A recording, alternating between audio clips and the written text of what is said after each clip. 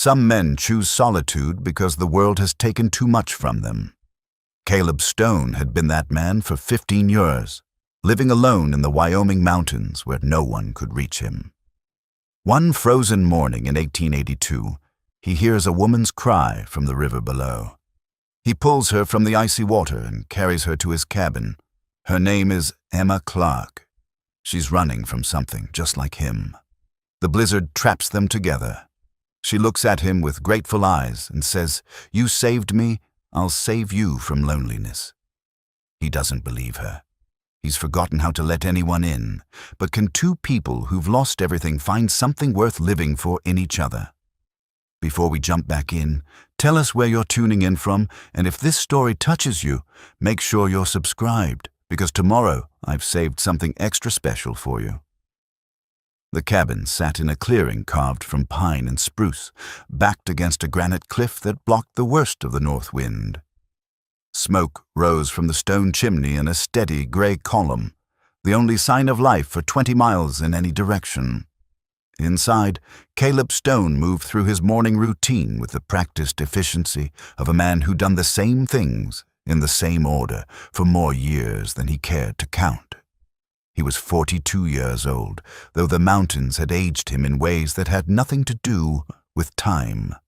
His hair, once dark brown, had gone mostly gray at the temples. His face carried the weathered lines of a man who'd spent decades squinting into wind and sun. His hands were scarred and calloused, strong enough to split wood all day without tiring. He stood just over 6 feet tall, broad across the shoulders, lean everywhere else. There was nothing soft about Caleb Stone. Not anymore. The cabin reflected its owner. One room, maybe 20 feet square, with a sleeping loft above reached by a crude ladder. A stone fireplace dominated one wall, its hearth blackened by 15 winters of constant use. A rough-hewn table and 2 chairs, though he'd only ever needed one, occupied the center of the space. Shelves lined the walls, holding supplies: dried beans, cornmeal, coffee, salt, ammunition. Traps and snowshoes hung from pegs. A rifle rested above the door. Everything had its place. Everything served a purpose. Caleb stood at the table now, sharpening his hunting knife with slow, methodical strokes against a wet stone. The blade was old, older than his exile. The handle was worn smooth from years of use, and if you looked closely, you could see initials carved into the dark wood: CS plus MR. He never looked closely anymore. The knife had been with him since his days as a lawman, back when he'd been Sheriff Stone of Blackwood, Montana Territory. Back when he'd worn a badge and believed in justice and thought he could protect the people he loved. The knife had served him well in that life. It served him differently now. Skinning game, cutting rope, whittling by firelight on the endless winter nights. It was a tool, nothing more. He'd learned not to think about what those initials meant, about the woman who'd laughed when he carved them there on a summer evening that felt like it belonged to someone else's life. Outside, the wind howled. February in the Wyoming high country was unforgiving. The snow lay 4 feet deep in places, 6 feet in the drifts. The sky had been gray for a week straight, and the cold bit through even the thickest furs. Caleb was used to it. He'd chosen this place precisely because it kept the world away. No one came up here. No one could.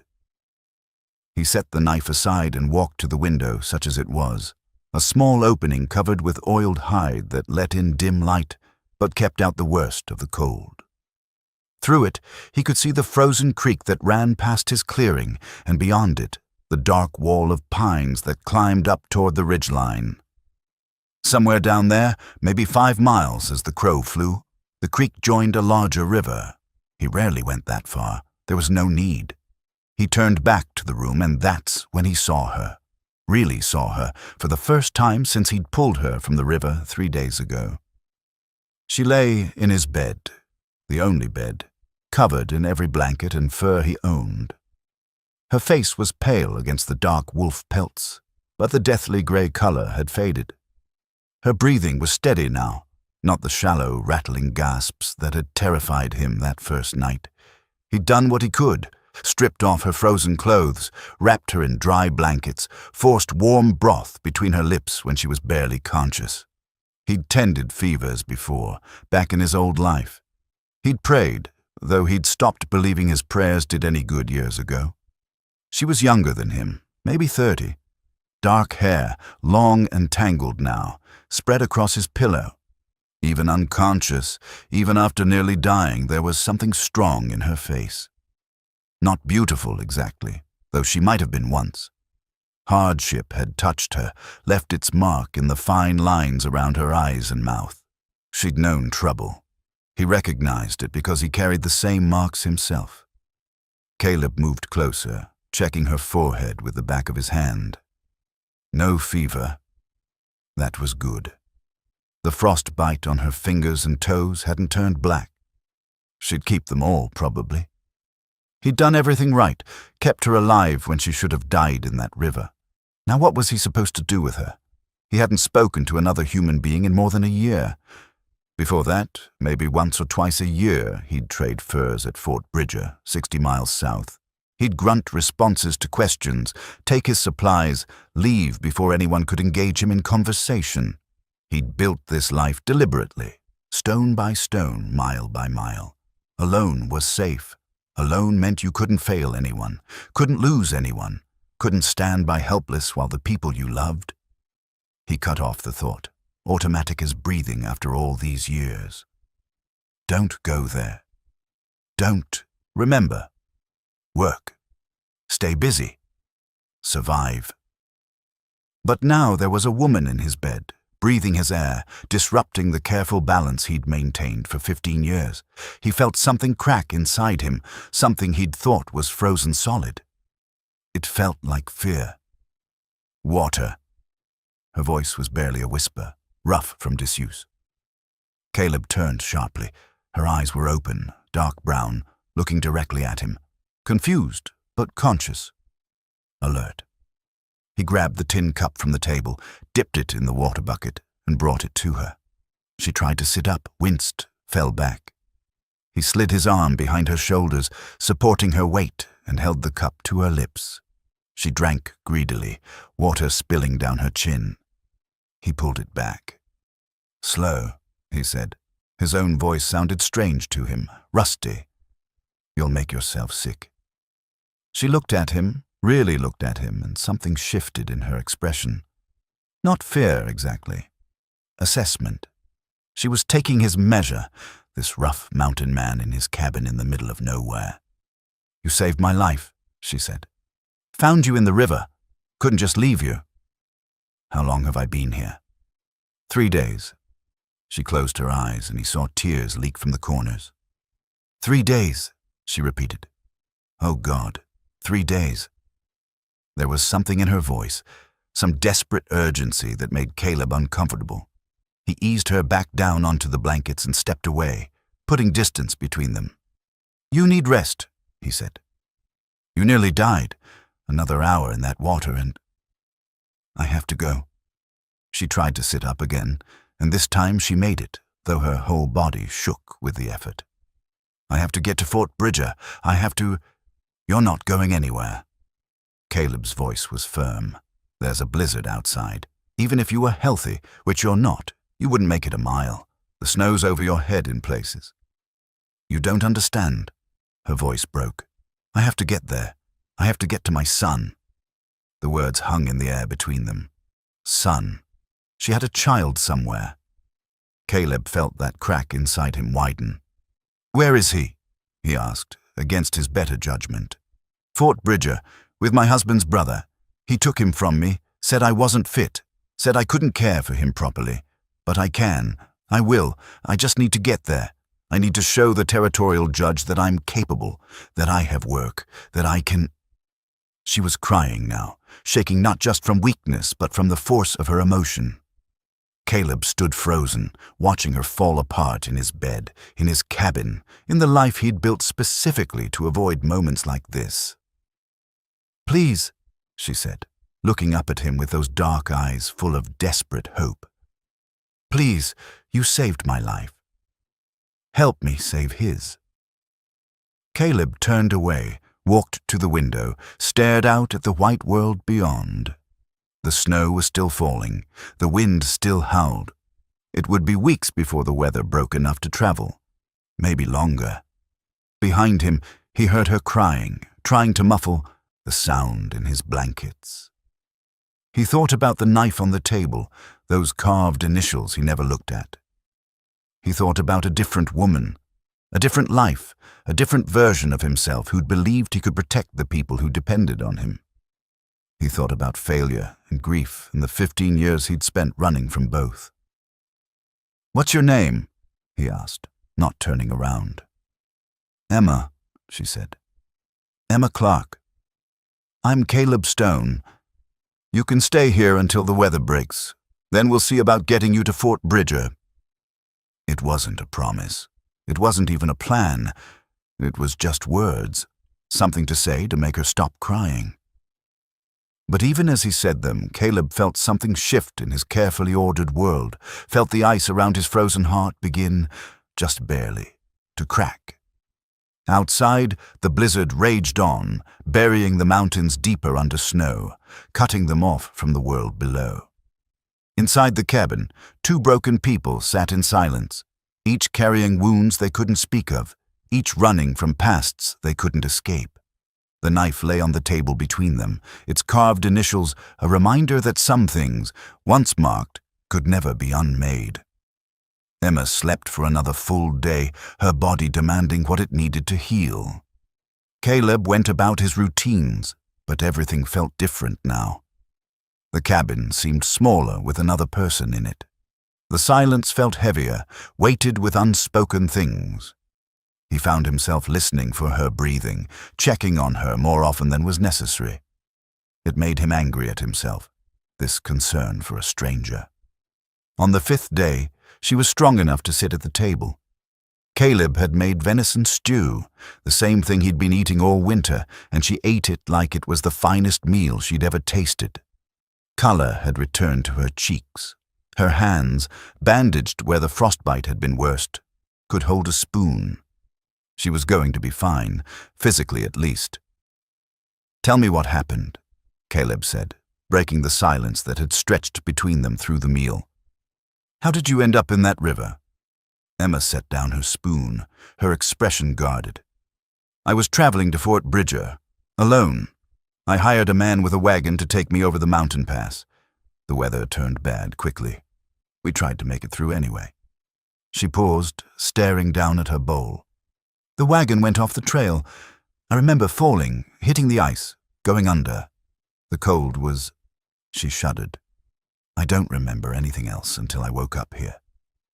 "The man with the wagon?" "I don't know. I didn't see him after we went over." Caleb nodded slowly. Something about her story felt incomplete, but he didn't push. People kept their secrets for good reason. He knew that better than most. "This son of yours," he said. "Tell me about him." Emma's whole face changed. Despite everything she'd been through, despite the exhaustion and pain still visible in her eyes, she smiled. "Daniel. He's 8 years old. Smart as a whip, curious about everything. He has his father's eyes, but my stubbornness." The smile faded. "His father, my husband, died 2 years ago. Logging accident up in Montana. After that, everything fell apart." She stood, moving carefully, and walked to the corner where Caleb had piled her belongings. There wasn't much. A small canvas bag, her ruined dress and coat, a pair of boots. She dug through the bag and pulled out something small, something that caught the firelight. She brought it back to the table and set it down in front of Caleb. A locket. Silver, tarnished with age and wear, hanging from a delicate chain. Emma opened it with trembling fingers. Inside was a photograph, the kind made by the traveling photographers who came through the frontier towns. A boy's face looked back at Caleb, serious, unsmiling in the way children had to be to hold still for the long exposure. He had his mother's dark eyes. Daniel, Emma said softly. This was taken last year, right before... Her voice broke. She closed her eyes, took a breath, continued. My husband's brother, Thomas, came to our house a month after the funeral. He said I couldn't manage on my own. Said a woman alone couldn't provide for a child. He had papers, legal documents. He took Daniel and I couldn't stop him. Caleb felt his jaw tighten. He knew men like that, had dealt with them in his years as a lawman. Men who hid behind the law while doing things that had nothing to do with justice. The territorial court gave him custody. Caleb asked. Temporary custody, until I could prove I was capable. But Thomas made sure I couldn't prove anything. Every job I tried to get, he interfered. Every place I tried to stay, he followed. He wanted me to disappear, to give up, to let him have Daniel permanently. Why? Emma looked at him. And there was something hard in her eyes now, something that reminded Caleb of himself. My husband owned land. Good land, with timber rights and water access. Valuable. The deed was in his name, but it passes to Daniel when he comes of age. Unless Daniel is deemed unfit or orphaned, then it goes to the next male relative. Thomas. So he takes your son and gets the land. Yes, but I won't let him. I've been working at a boarding house in Helena, saving every penny. I finally had enough to hire a lawyer in Fort Bridger. Someone who could help me petition the court again. I was supposed to meet him there. I was so close. Her voice cracked. And then the weather, and the wagon, and now 3 more days lost. Maybe he's given up on me. Maybe Thomas has already. Stop. Caleb's voice was quiet, but firm. Worrying about what might have happened won't help. What matters is what happens next. Emma wiped her eyes with the back of her hand. What happens next is I get to Fort Bridger, as soon as possible, however possible. Caleb stood and walked to the window. The blizzard had finally broken that morning, but the snow lay deep everywhere. Travel would be difficult, dangerous even for someone who knew these mountains, for a woman still recovering from near death. It's 60 miles to Fort Bridger, he said, not turning around. Through country that's buried under 6 feet of snow right now. You're in no condition to make that journey. Then I'll go when I am. By the time you're strong enough and the snow has melted enough to travel, it'll be April, maybe May. He heard her stand, heard her cross the room to stand behind him. When she spoke, her voice was steady, determined. Then I'll leave tomorrow. Caleb turned to face her. She was standing close, too close, looking up at him with those dark eyes full of desperate resolve. She barely came up to his shoulder. Her hands were still bandaged. She could barely walk across the room without trembling from exhaustion. She wouldn't make it 5 miles. You'll die, he said flatly. Then I'll die trying to reach my son. She held up the locket, the chain swinging between them. This is all I have left of him. This and the promise I made when Thomas took him. I told Daniel I would come for him. I told him I would never stop trying. Do you have children, Mr. Stone? The question hit him like a fist to the gut. For a moment he couldn't breathe. He turned away from her, from those knowing eyes. No, he said finally. But you did once. Or you wanted to. I can see it. I can see the grief in you. You don't know anything about me. I know you live alone in the middle of nowhere for a reason. I know you have a woman's initials carved on that knife of yours, but there's no woman here. I know you pulled a stranger from a frozen river when you could have just walked away. That tells me everything I need to know about who you are, even if you've forgotten. Caleb felt anger rising in him, hot and familiar. This woman, this stranger, had no right to dig into his past, to say these things, to look at him like she could see straight through to the parts of himself he'd buried deep. You saved my life, Emma continued, softer now. You did that for a reason, whether you want to admit it or not. So I'm asking you now, help me finish what you started. Help me get to my son. I can't. The words came out harsh, harder than he intended. I told you that you could stay until the weather breaks, That's all I can do." Emma nodded slowly, and something shuddered in her expression. She slipped the locket back around her neck, tucking it beneath the shirt she'd borrowed from his extra clothes. When she looked at him again, her face was composed, resolved. "Thank you for saving my life, Mr. Stone. Thank you for your hospitality, but with or without your help, I'm leaving for Fort Bridger as soon as I'm able. I made a promise to my son, and I keep my promises." She walked back to the bed, moving carefully, and lay down with her back to him. The conversation was over. Caleb stood at the window as darkness fell outside. The temperature was already dropping. It would be well below 0 by midnight. He thought about what she'd said, about promises and children and the things that drive people to desperate acts. He thought about his own promises, the ones he'd failed to keep, the ones that haunted him still in the deep hours of the night. He thought about the woman asleep in his bed, wearing his clothes, preparing to walk to her death for the sake of a child who needed her. And he thought about the initials on his knife, about Margaret and the baby they'd lost, about the life he'd failed to protect 15 years ago, about the fact that he'd been running ever since, telling himself it was better this way, safer to be alone where he couldn't fail anyone else. Emma had called him out on it. She'd seen right through him in a handful of days, and despite his anger, despite his fear, part of him, the part he'd thought was dead, whispered that she was right. He looked at the locket she'd shown him, could see it in his mind's eye.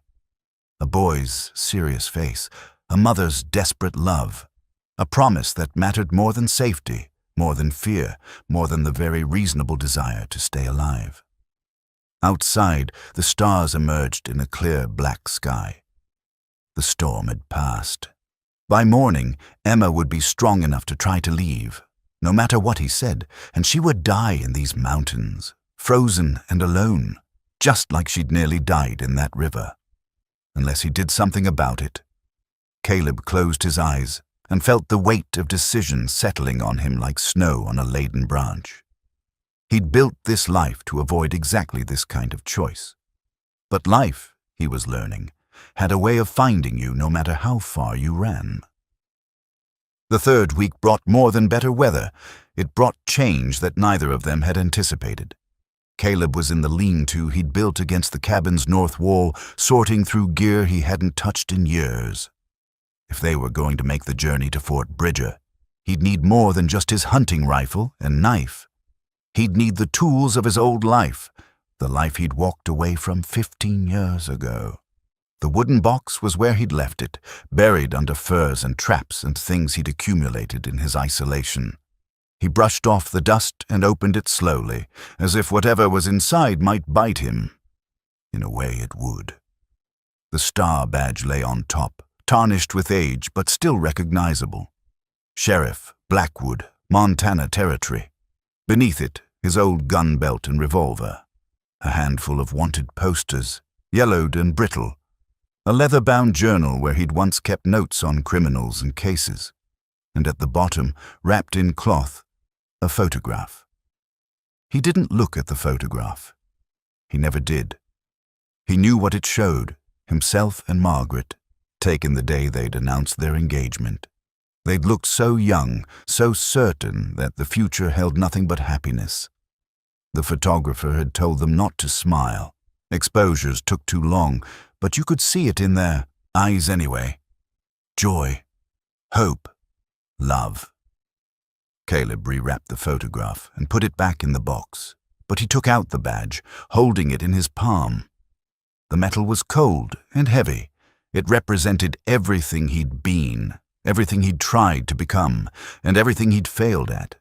But it also represented duty, justice, the belief that one person could make a difference in a world that often seemed bent on proving otherwise.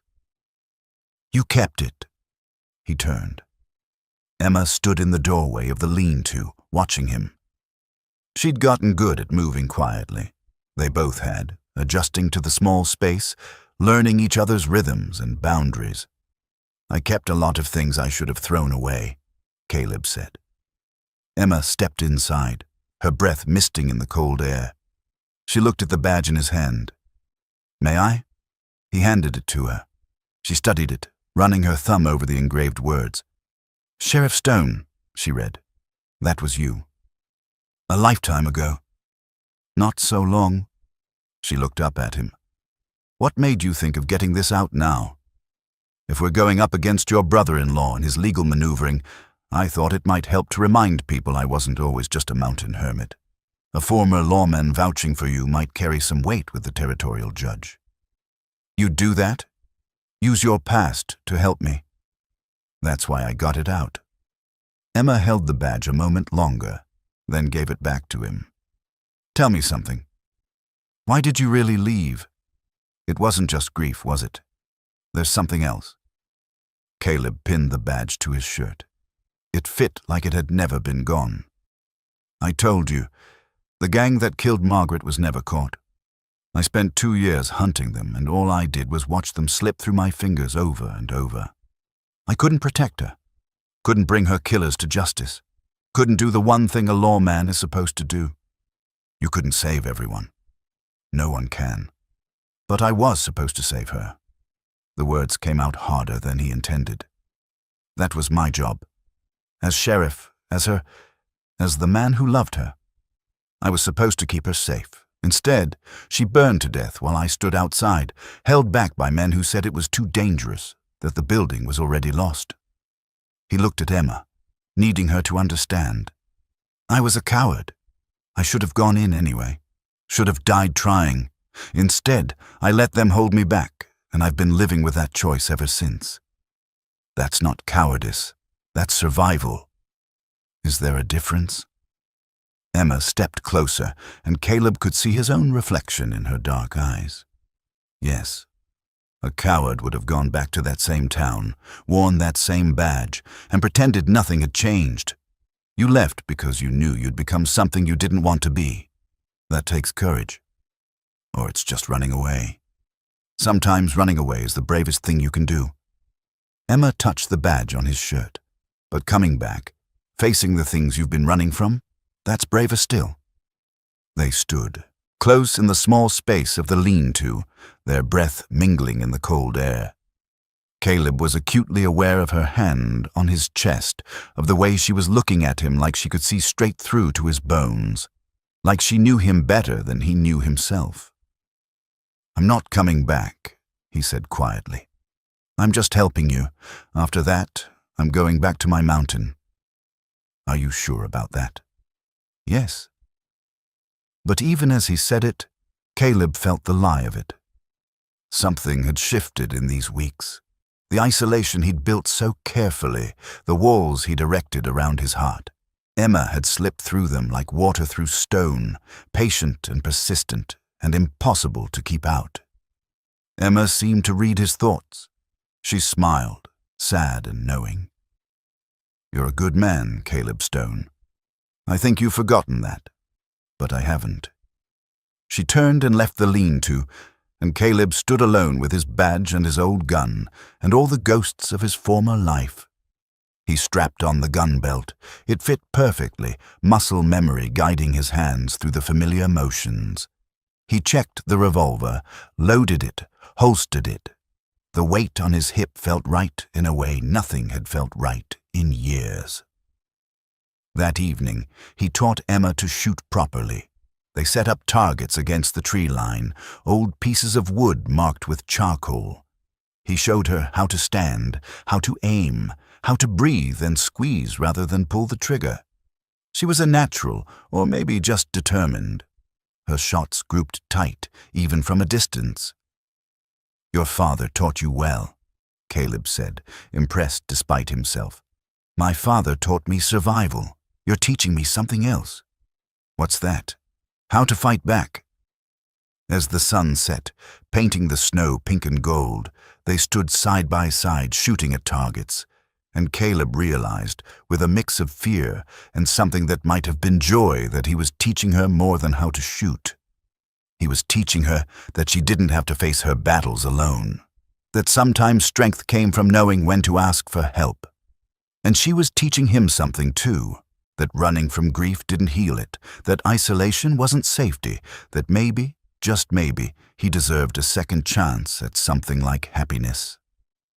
That night, sitting by the fire after supper, Emma finally asked the question Caleb had been expecting. "The gang that killed Margaret," she said. "The leader you never caught.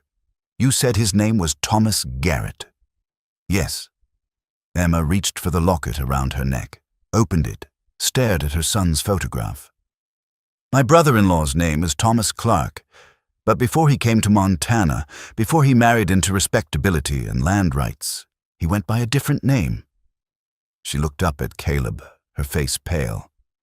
"My husband mentioned it once, when he was drunk.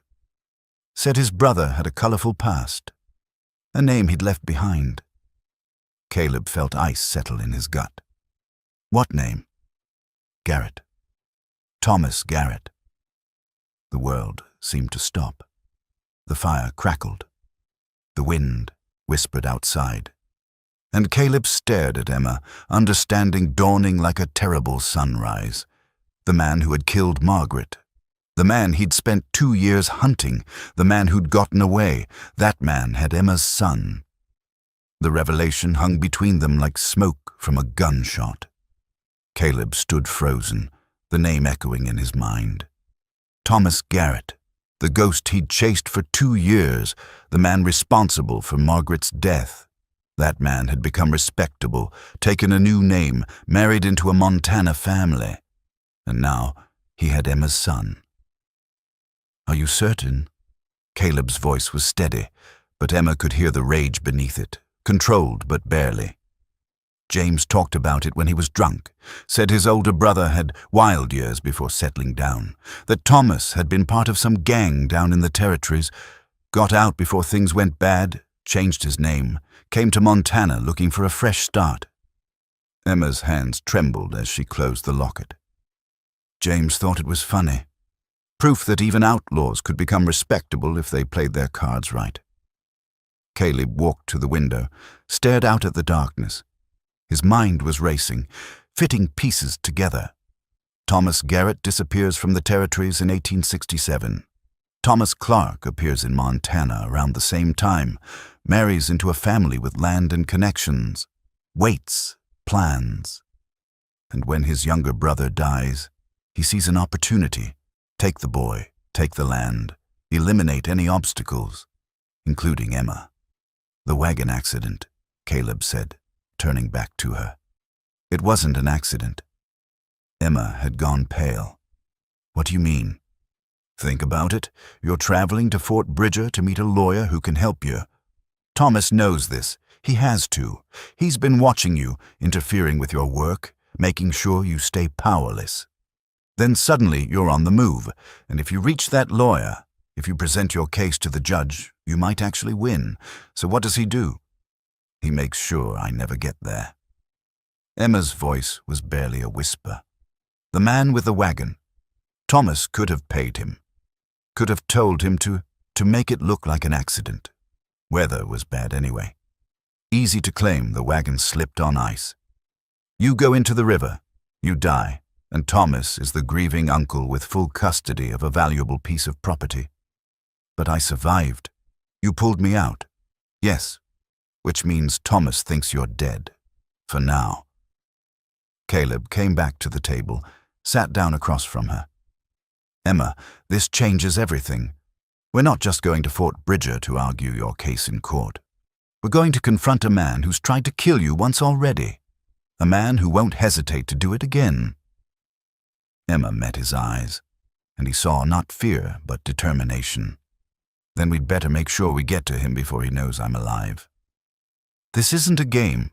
Thomas Garrett, Clark, whatever name he's using, he's dangerous. He was dangerous 15 years ago, and men like that don't get less dangerous with age. They just get more. Careful. He has my son, Caleb. I don't care how dangerous he is. I'm going to get Daniel back." Caleb saw himself in her, the same stubborn determination that had driven him to hunt Garrett for 2 years, the same willingness to risk everything for someone you loved. But he also saw the difference. Emma's love was for a living child who needed her. His had been for a dead woman and vengeance that would never bring her back. "Then we do this right," he said. "We plan. We prepare. We don't rush in blind." Over the next few days, they made ready. Caleb went through his old journal, reading the notes he'd made about Thomas Garrett and his gang 15 years ago. The man was smart, cautious, always 3 steps ahead.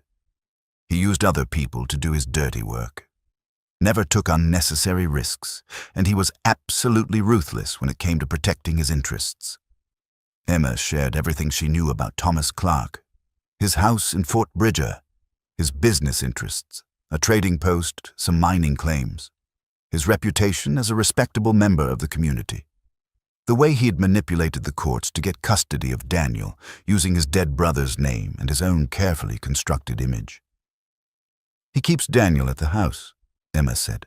"Has a woman who cooks and cleans, supposedly to care for the boy, but Daniel isn't allowed to leave.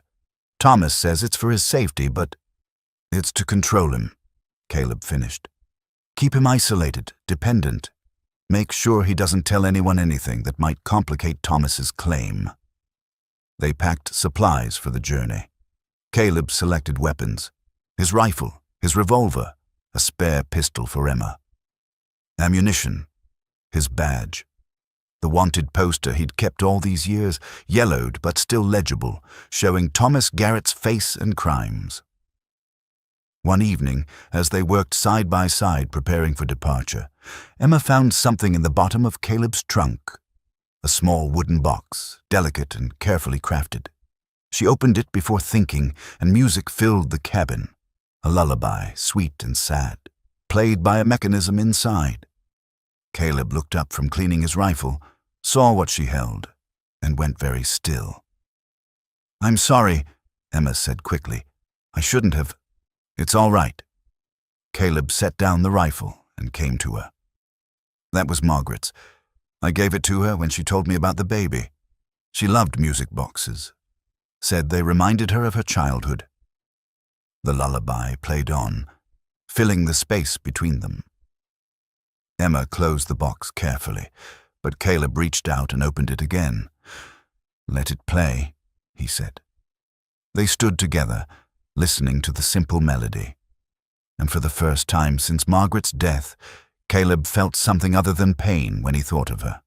He felt gratitude for the time they had had, sorrow for the time they'd lost, but not the crushing, suffocating grief that had driven him into these mountains. "She had good taste," Emma said softly. She did. The music box wound down, the notes slowing until they stopped. In the silence that followed, Caleb looked at Emma, this woman who'd stumbled into his life like a miracle or a curse. He still wasn't sure which.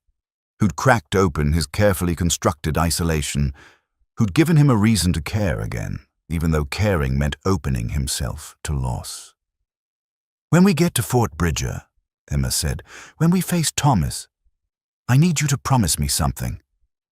"What?" "That you'll be careful, that you won't do anything foolish because of what he did to Margaret, that you'll remember we're doing this for Daniel, not for revenge." Caleb wanted to make that promise, but 15 years of rage and grief made the words stick in his throat. Instead, he said, "I promise to keep you and your son safe, whatever it takes." It wasn't the promise she'd asked for, but it was the only one he could make. That night, they sat together by the fire long after they should have gone to sleep. Tomorrow, they would leave. Tomorrow, the journey would begin. But tonight, they had this: warmth and companionship, and the knowledge that neither of them would face what was coming alone. Emma fell asleep with her head on Caleb's shoulder, and he didn't move, didn't wake her. He just held her while the fire burned low and thought about second chances and the strange paths that led to redemption. They left at first light, the cabin locked behind them, supplies loaded on the mule Caleb had kept for trading trips he rarely made. The snow was still deep, but a crust had formed overnight, hard enough to walk on if you were careful, treacherous if you weren't. They moved slowly, Caleb breaking trail, Emma following in his footsteps. The journey would take 5 days if the weather held. 5 days through mountain passes and along frozen rivers, avoiding the main trails where they might be seen. Caleb knew these mountains better than anyone. He'd spent 15 years learning every ridge and valley, every shortcut and hiding place. It was the one advantage they had. On the second day, as they made camp in a sheltered hollow beneath a rock overhang, Caleb went through his pack one final time. He wanted to check the wanted poster to refresh his memory of Thomas Garrett's face. 15 years was a long time.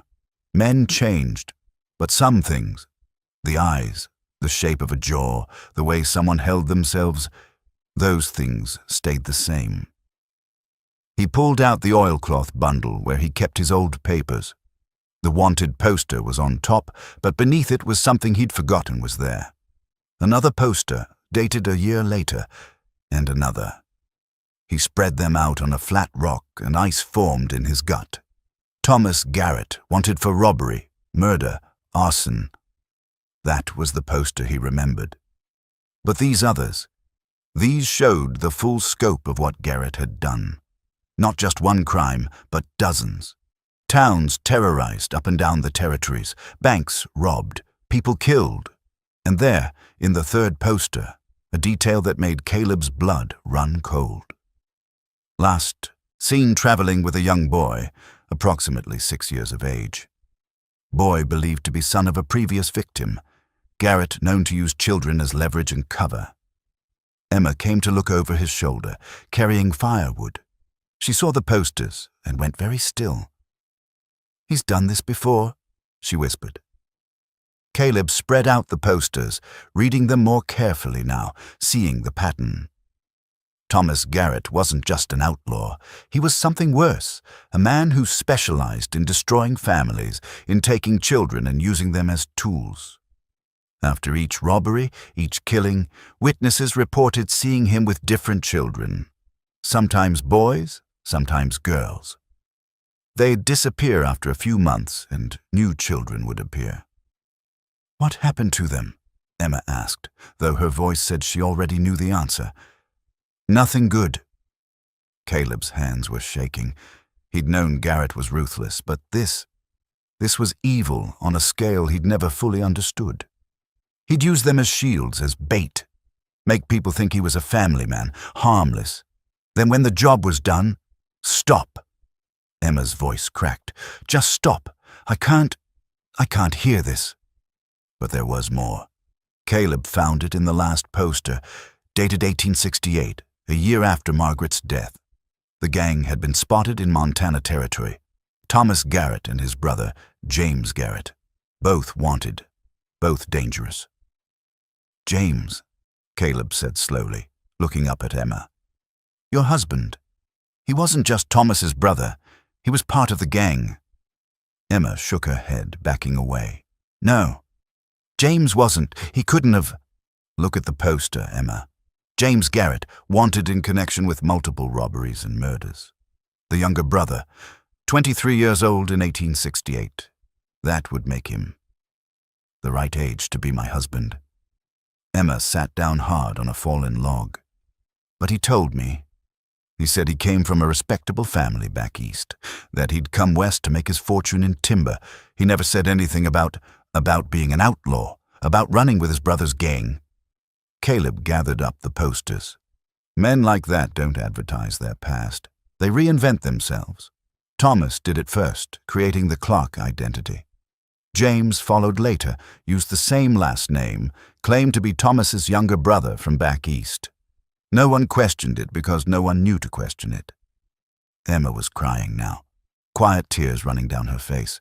"So everything was a lie. My whole marriage. The man I thought I knew. It was all a cover," Caleb finished.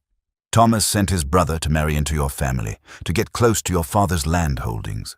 When your parents died and you inherited, James stayed married to you to maintain the claim, and when he died, Thomas took over, took Daniel, took the land." Emma looked up at him, her face stricken. "And I played right into his hands. I had a child with a criminal. I brought Daniel into this world not knowing his father was—" "Oh God, Caleb, what have I done?" Caleb went to her, knelt in front of her, took her cold hands in his. You didn't know. You couldn't have known. James fooled you the same way Thomas fooled an entire town. These men are professionals at deception. But Daniel, my son, he's not just being held by a criminal uncle. He's being held by a man who's hurt children before, who's used them and— She couldn't finish the sentence. Which is why we're going to get him out. Caleb's voice was firm, certain. Thomas wants that boy for the land rights, nothing else. That means he'll keep Daniel safe until the legal claim is settled. He needs him alive and healthy to maintain the appearance of caring guardianship. You don't know that. Yes, I do. I spent 2 years studying how Thomas Garrett operates. He's ruthless, but he's smart. Everything he does is calculated. He won't hurt Daniel because hurting him serves no purpose. But he will use him, and we need to get there before— Before what? Before Thomas realized Emma was alive and moved the boy somewhere safer? Before the territorial court made its final ruling? Before Thomas decided a dead boy was worth more than a living one? Caleb didn't finish the thought out loud, but Emma heard it anyway. We need to hurry, she said, standing up. We need to get there now. We need to be smart. If we rush in, if we're not careful, Thomas will see us coming, and if he sees us coming, he'll run, or worse. Emma wiped her eyes, her jaw set. So what do we do? Caleb looked at the posters again, at Thomas Garrett's face staring back at him across 15 years. He'd failed to catch this man once, failed to bring him to justice, failed to protect Margaret and their baby, but he wasn't going to fail again, not this time, not when another child's life hung in the balance. We changed the plan, he said. Thomas thinks you're dead. We use that. Let him keep thinking it while we get close. We don't go to the lawyer first. We don't announce ourselves. We go straight for Daniel. A rescue operation. Exactly. We get in, get the boy, get out. Then, once he's safe, we bring the law down on Thomas's head with everything we've got. These posters, your testimony, mine. We end this. Emma nodded slowly. And if something goes wrong? Caleb strapped on his gun belt, checked his revolver, looked her in the eye. Then we make sure Daniel gets out no matter what. That's the only thing that matters. They broke camp in silence, each lost in their own thoughts. The revelation about James changed everything Emma thought she knew about her marriage, her life, her choices. But it also clarified things. She wasn't fighting for custody against a respectable uncle. She was fighting to save her son from a monster who'd killed before and would kill again. As they walked through the snow, the mountains towering around them, Caleb thought about Margaret, about how she'd died because he hadn't seen the danger coming, hadn't protected her well enough. He'd spent 15 years punishing himself for that failure. But maybe, just maybe, he could find some kind of redemption in protecting Emma and her son, in stopping Thomas Garrett once and for all. The sun was setting when they made camp that night in a cave Caleb knew, deep enough to hide a fire from searching eyes. They sat close to the flames, eating dried meat and hardtack, not talking much. There was too much to say, and no way to say it. Finally, Emma spoke. If something happens to me, if Thomas finds out I'm alive and comes after us, you'll get Daniel out, won't you? You'll make sure he's safe. Nothing's going to happen to you. Promise me, Caleb. Please. Promise me that if you have to choose between saving me and saving Daniel, you'll choose my son. Caleb looked at her across the fire. This woman who'd somehow become more important to him than his own safety, his own peace. The woman who'd pulled him back into the world, who'd reminded him that some things were worth fighting for. I promise, he said, but I also promise I won't have to make that choice. We're both getting out of this alive, all three of us. Emma smiled, sad and grateful and afraid. I believe you. But Caleb wasn't sure he believed himself. They reached the outskirts of Fort Bridger on the 5th day, just as the sun was setting. Caleb had pushed them hard the last 2 days, covering ground faster than was comfortable, but slower than Emma would have liked.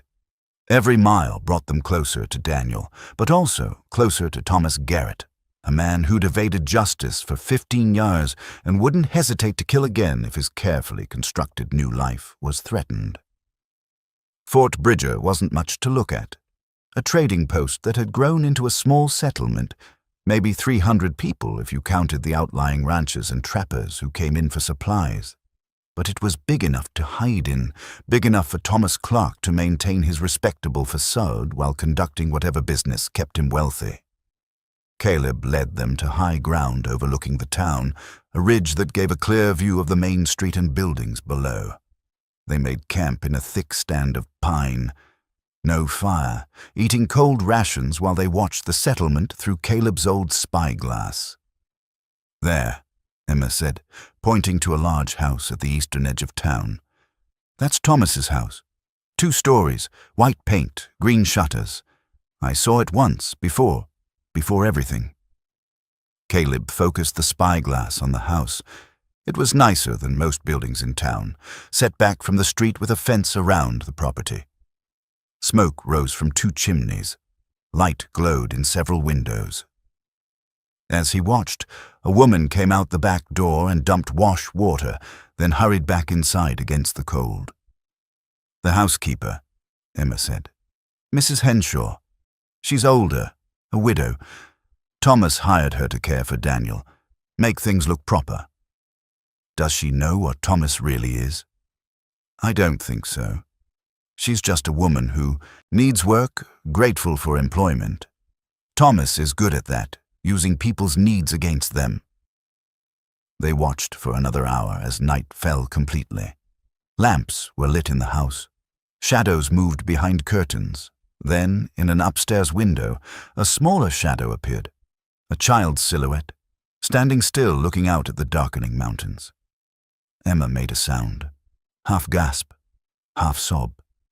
"That's him. That's Daniel. I'd know him anywhere." Caleb handed her the spyglass. Through the lens, she could see more clearly. The boy stood at the window, one hand pressed against the glass. He looked thin, pale, but alive. Watching, waiting. "He knows I'm coming," Emma whispered. "Somehow he knows." They pulled back from the ridge before full dark, moving to their camp where they couldn't be seen from below. Caleb spread out his old journal, using the last of the daylight to sketch a rough map of the town and Thomas's property based on what they'd observed. "We need intelligence," he said. "Thomas's routines, how many men he has working for him, when the housekeeper leaves, everything. We can't just walk in blind." "How do we get that information?" Caleb was quiet for a moment, thinking. Then he pulled out his badge, the tarnished star he'd carried for 15 years without wearing. "I have an idea, but you're not going to like it." The next morning, Caleb walked into Fort Bridger alone. He'd cleaned up as best he could, trimmed his beard, put on his cleanest shirt. The badge was pinned to his chest. He looked like what he was, or had been, a lawman from the territories, weathered but competent. He went straight to the town marshal's office, a small building next to the general store. The marshal was a man in his 50s, heavy-set with the look of someone who'd taken the job because it was easy, not because he cared about justice. "Help you?" the marshal asked, looking up from a newspaper. "Sheriff Stone, formerly of Blackwood, Montana Territory." Caleb showed his badge. "I'm tracking a fugitive. Thought you might be able to help." The marshal's interest picked up slightly. "What kind of fugitive?" Caleb pulled out the old wanted poster, the one showing Thomas Garrett. "This man. He's wanted in connection with multiple crimes from 15 years ago. I have reason to believe he's living in this area under an assumed name." The marshal looked at the poster, then back at Caleb. 15 years is a long time, Sheriff. Most bounties that old aren't worth pursuing. This one is. To me. Caleb met the marshal's eyes. He killed my fiancée, burned down a building with her inside. I've been looking for him ever since." Something in Caleb's voice must have convinced the marshal this was serious. He studied the poster more carefully. "You say he's using a different name?" "Yes. Probably respectable. Probably established. He's smart, this one. Knows how to blend in." The marshal was quiet for a moment, thinking. Then his expression changed. Recognition, followed quickly by discomfort. How old would this man be now? Mid to late 50s. And you say he's dangerous? Very. The marshal set down the poster like it might bite him. "Sheriff, I think you'd better talk to the territorial marshal in Cheyenne. This is above my pay grade." "You know him, don't you?" Caleb said. "You know who he is." The marshal stood up, walked to the window, looked out at the street. When he spoke, his voice was careful, measured. "There's a man in this town, respectable businessman, member of the town council. Lost his brother a couple years back, took in his nephew trying to do right by the boy. If you're suggesting that man is actually a wanted criminal from 15 years ago." "I'm not suggesting. I'm telling you. Thomas Clark is Thomas Garrett, and he needs to be arrested." "On what evidence? An old wanted poster and a grudge?" The marshal shook his head. "Clark's been here 5 years, built a successful trading business, helped fund the new schoolhouse, never caused a lick of trouble. If I arrest him based on what you've shown me, I'll be out of a job by sundown. He has a child, his nephew. The boy's not safe." "The boy's fine, I've seen him. Clark treats him well, provides for him. Hell, he's got a housekeeper to look after the kid proper. What more do you want?"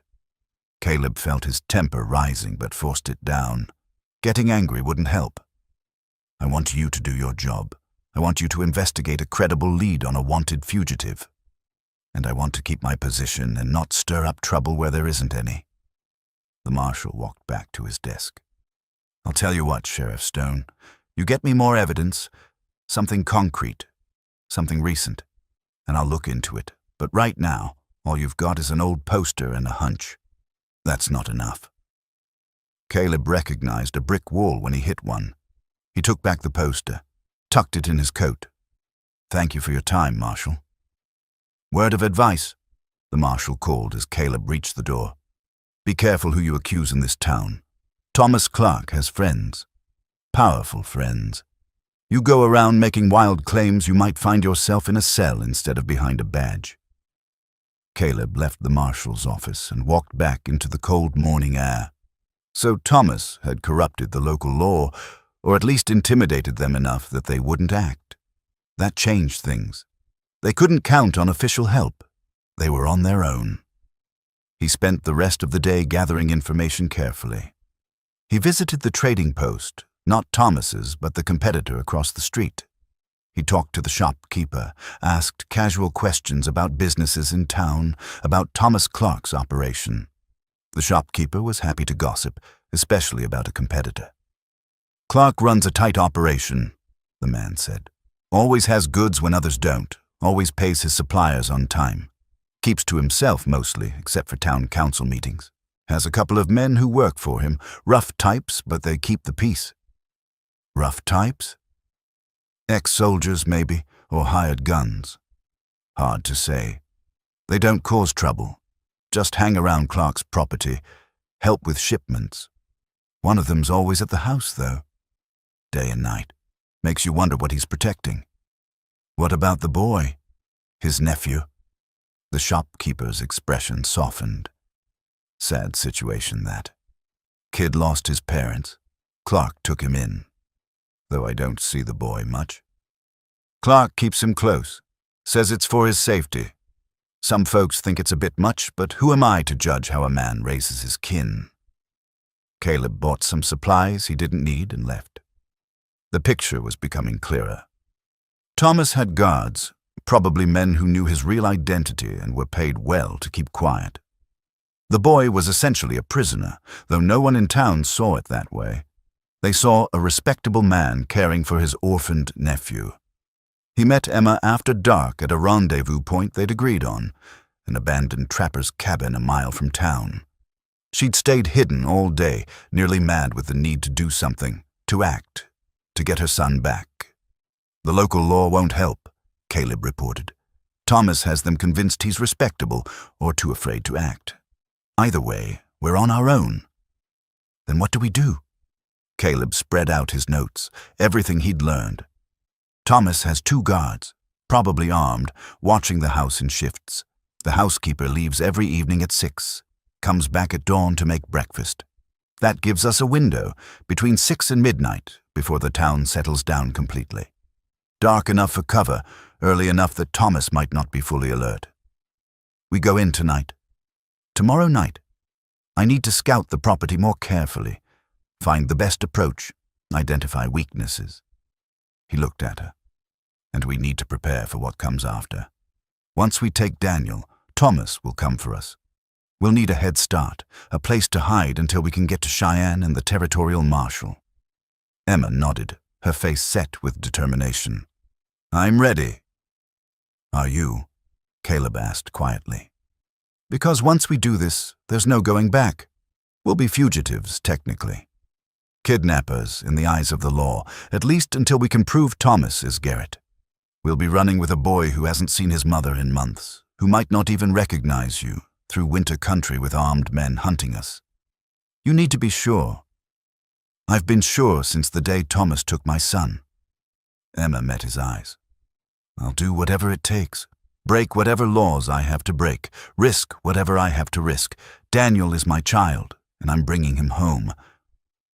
Caleb saw the steel in her, the same determination that had driven him for 2 years in his hunt for Garrett, the same willingness to sacrifice everything for what mattered most. All right then, he said. Tomorrow night, we get your son back, and then we disappear until we can make this right. They spent that night, planning every detail, every contingency. Caleb drew maps, explained timing, identified escape routes. Emma prepared supplies, organized their gear, made sure they could move fast once they had Daniel. Neither of them slept much. Both of them knew that tomorrow night would change everything, one way or another. Emma took the stairs as quietly as possible, her heart hammering so hard she thought everyone in the house must hear it. She knew which room was Daniel's. Second door on the right, facing the mountains. The door was closed. She pressed her ear against it, heard nothing, and slowly turned the knob. Daniel sat on the bed, the carved wooden horse in his hands. He looked up as the door opened, and his eyes went wide. For a terrible moment, Emma thought he might not recognize her. It had been months. Children changed quickly at his age, but then his face transformed, and she knew.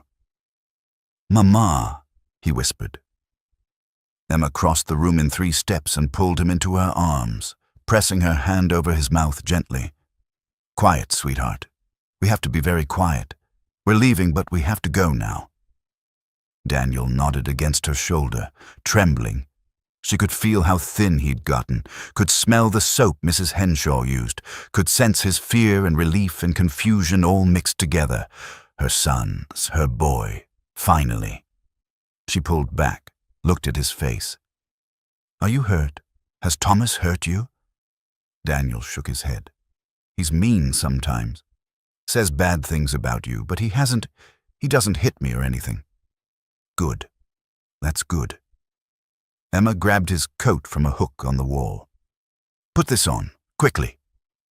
Downstairs, she could hear voices. Thomas talking to someone at the front door. She had minutes at best. Daniel struggled into his coat, his hands shaking. Emma helped him with the buttons, then took his hand. "We're going out the back way. There's a man waiting for us, a friend. His name is Caleb. He's going to help us get somewhere safe." "The man who carved the horse?" "Yes. Now come on." They made it to the top of the stairs before they heard footsteps below. The second guard, the one who'd been patrolling outside, was coming in through the back door, the exact route Emma needed to use for escape. She pulled Daniel back, thinking fast. The front stairs were impossible. Thomas was there. The back was blocked. That left the window at the end of the hall, the one that looked out over the side yard. Emma led Daniel to the window and opened it as quietly as she could. Cold air rushed in. Below, about 12 feet down, was snow-covered ground. Not a terrible drop, but not good either. She looked at Daniel. "Can you do it? Jump down into the snow?" Daniel looked terrified, but nodded. "If you're with me. I'll go first. Then you jump and I'll catch you. Can you be brave for me?" "I'll try." Emma climbed out onto the narrow ledge, hung by her hands, and dropped. She landed hard, the impact jarring through her legs, but the snow cushioned it. "Enough." She looked up at Daniel. "Your turn, baby. Jump. I've got you." Daniel climbed out, much clumsier than she had, his fear making him slow. Emma saw a lamp moving behind him. Someone coming down the hall, checking the rooms. "Now, Daniel, jump now." He jumped. Emma caught him, both of them going down into the snow. From inside, she heard a shout. They'd been discovered. Emma grabbed Daniel's hand and ran. Behind them, more shouting, the back door banging open, the guard yelling for Thomas. At the front of the house, Caleb heard the commotion and knew the plan had gone wrong. Thomas was still in the doorway, blocking his path, the guard beside him reaching for his gun. Caleb drew faster. The guard froze. "Tell your man to step back," Caleb said calmly. "I'm not here to buy supplies. I'm here for Thomas Garrett." Thomas's face went very still. Recognition dawned slowly, then shock. "You remember me? The sheriff from Blackwood, the one whose woman—" Thomas smiled, cold and cruel. "You never could let things go, could you? You killed her, burned her alive. I killed a lot of people. You'll have to be more specific." The guard was still frozen, caught between two armed men. Caleb could hear running footsteps from the back of the house. Emma and Daniel making their escape, he hoped. "It's over, Thomas. I know who you are. I know what you've done, and I'm taking you in."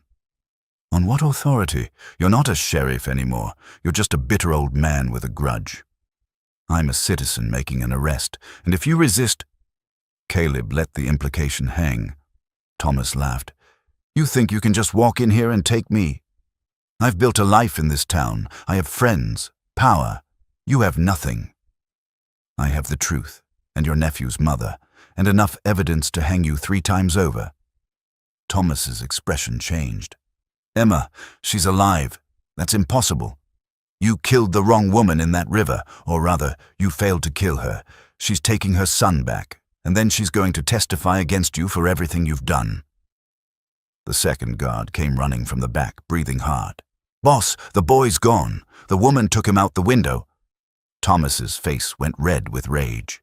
He reached for a gun at his belt. Caleb's shot was faster, more precise. The bullet took Thomas in the shoulder, spinning him around, dropping him to the floor. "That's for Margaret," Caleb said quietly. The 2 guards raised their hands, suddenly aware they were on the losing side. Caleb kept his gun trained on them as he backed toward the door. "Your boss is wanted for murder and a dozen other crimes. If you're smart, you'll ride out tonight and not look back.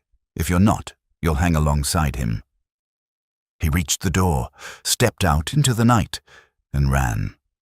Behind him, Thomas was screaming orders, but no one was following. Not yet. Caleb found Emma and Daniel at the rendezvous point, both breathing hard, both crying. He didn't stop to talk. He just grabbed the pack of supplies they'd cached, handed Daniel to Emma, and led them up into the mountains. Behind them, Fort Bridger erupted in chaos. Lanterns, shouts, men searching, but the mountain man knew these hills better than anyone. And he was taking his new family somewhere safe. 3 months later, spring had fully arrived in the Wyoming mountains. The snow had melted except in the highest peaks, revealing green meadows and rushing streams. Wildflowers dotted the landscape in yellows and purples. The air smelled of pine and new growth and possibilities. Caleb's cabin had changed. The single room had been expanded with a lean-to addition that served as a bedroom for Daniel. Curtains hung in the windows. Real glass now, not oiled hide. A garden plot had been cleared and prepared for planting. The place looked lived in, loved, like a home instead of a hiding place. Inside, Emma stood at the stove making breakfast while Daniel sat at the table practicing his letters. The boy had grown in these 3 months. Not just physically, though he'd filled out on Emma's cooking and mountain air, but in confidence and happiness. He laughed now, asked endless questions about the animals and plants around them, followed Caleb like a shadow when they went to check the trap lines. Caleb came in from splitting wood, brushing sawdust from his shirt. He'd been building a new bookshelf. Daniel's appetite for reading was insatiable, and they'd need somewhere to put the books they'd ordered from Fort Bridger. Yes, from Fort Bridger. They weren't hiding anymore. The territorial marshal from Cheyenne had come personally, 2 weeks after the rescue. He'd listened to their story, examined the wanted posters, taken Thomas, still recovering from his gunshot wound, into custody. The trial had been quick once the full scope of Thomas Garrett's crimes came to light. The town marshal from Fort Bridger had been fired for corruption. Thomas's guards had turned state's evidence to save their own necks. Thomas Garrett had been hanged for murder 3 weeks ago. Caleb and Emma hadn't attended. They didn't need to see it. Justice was enough.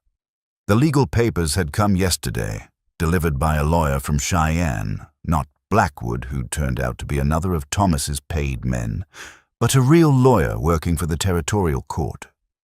Emma had full custody of Daniel. The land deed was in her name now, properly transferred. There was a document that made Caleb's throat tight when the lawyer read it aloud. Adoption papers, making Caleb officially Daniel's father if they chose to sign them.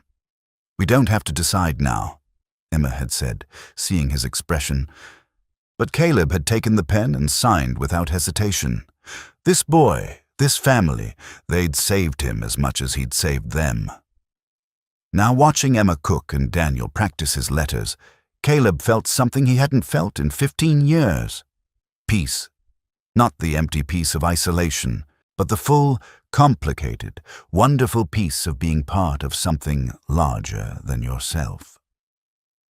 On the shelf above the fireplace sat 3 objects: his old hunting knife with Margaret's initials carved in the handle, Emma's silver locket with Daniel's photograph inside, and Margaret's music box, which Daniel loved to wind and listen to before bed. The artifacts of their pasts, honored but not controlling their present. Caleb had told Daniel about Margaret last week when the boy asked about the initials on the knife. He'd told him the whole story, the love, the loss, the years of running. Daniel had listened seriously, then hugged Caleb hard. "I'm sorry you lost them," Daniel had said, "but I'm glad you found us." The badge lay in the same shelf, polished now. Caleb wore it sometimes when he rode down to Fort Bridger for supplies. The territorial marshal had offered him a position as deputy for the region. He hadn't decided yet. But he liked the idea of using his skills for good again, of being part of the community instead of apart from it. Emma set plates on the table, eggs, bacon, fresh bread. They ate together, Daniel chattering about the fox he'd seen that morning, about the fishing trip Caleb had promised for later, about whether his mother thought they could get a dog. "Maybe," Emma said, smiling at Caleb over her son's head. "If your father thinks it's a good idea." Father. The word still made Caleb's chest tight. But it was a good tight, like coming home after a long journey.